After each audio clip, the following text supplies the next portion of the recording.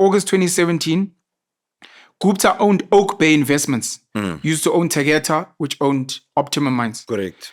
Gupta owned Oak Bay Investments, sold Tegeta to a Swiss-based company called Charles King SA.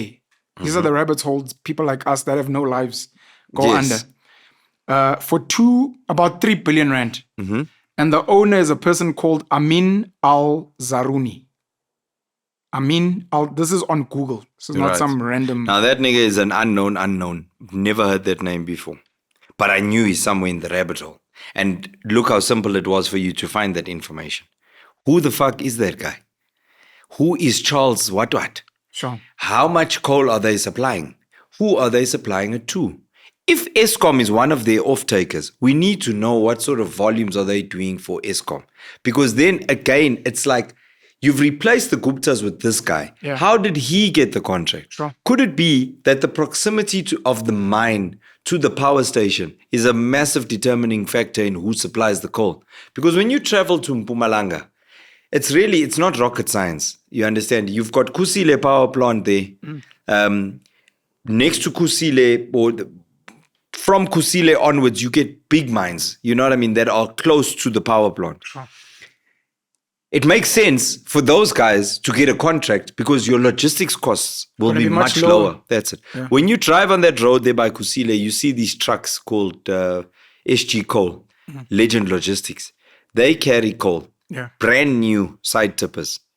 But when I say trucks, I don't mean 5. I mean 500. There's just trucks and trucks and trucks. All day they're going in, coming out, going in, coming out. SG Coal, Legend Logistics. Who owns that? Because can you imagine the value of that trucking contract? Now, can I then say the one is owned by Penwell, can I say, Penwell, you see, he knows Zuma, and that's how he got the contract, fuck that guy. Does he own the trucks? Yes, he does. Are the trucks delivering the coal every day? Is the work being done? It is being done. So what is your issue with your issue is with Penwell.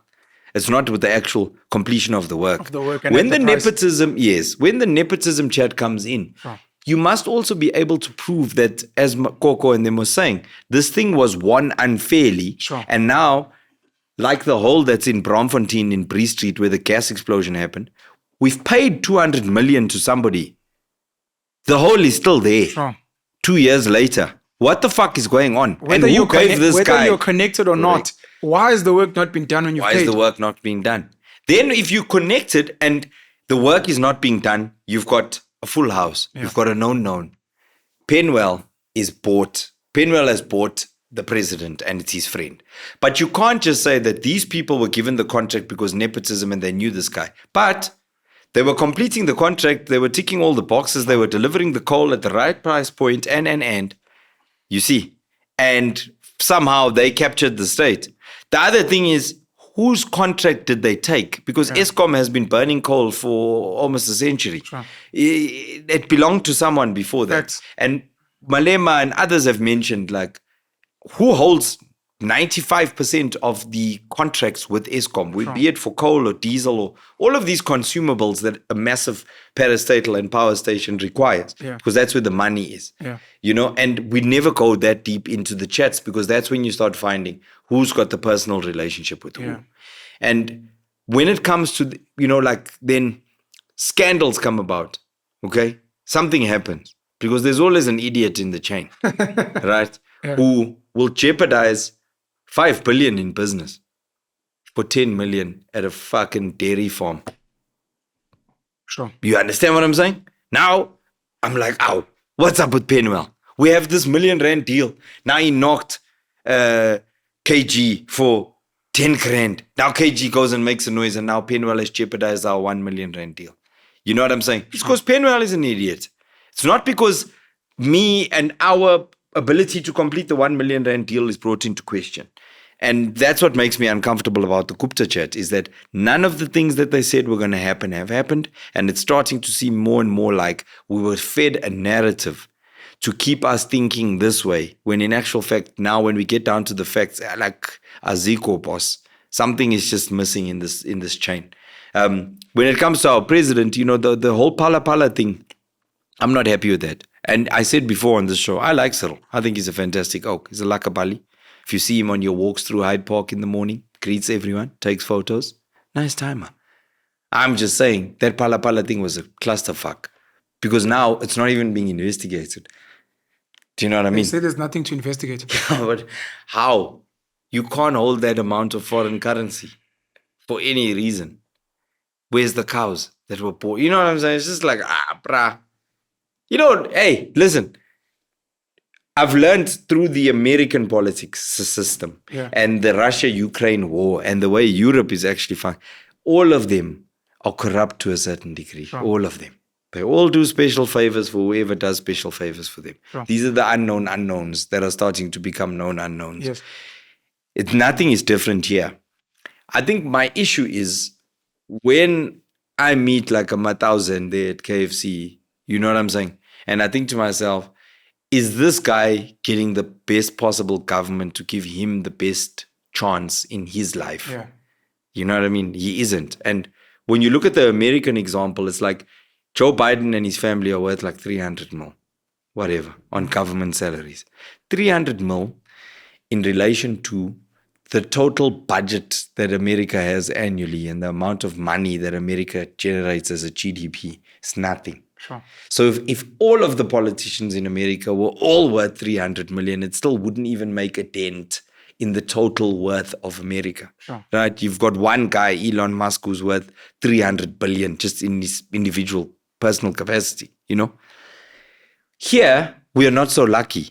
We've got guys that are fantastically rich. They're worth billions, and they are extracting from a system that can ill afford it.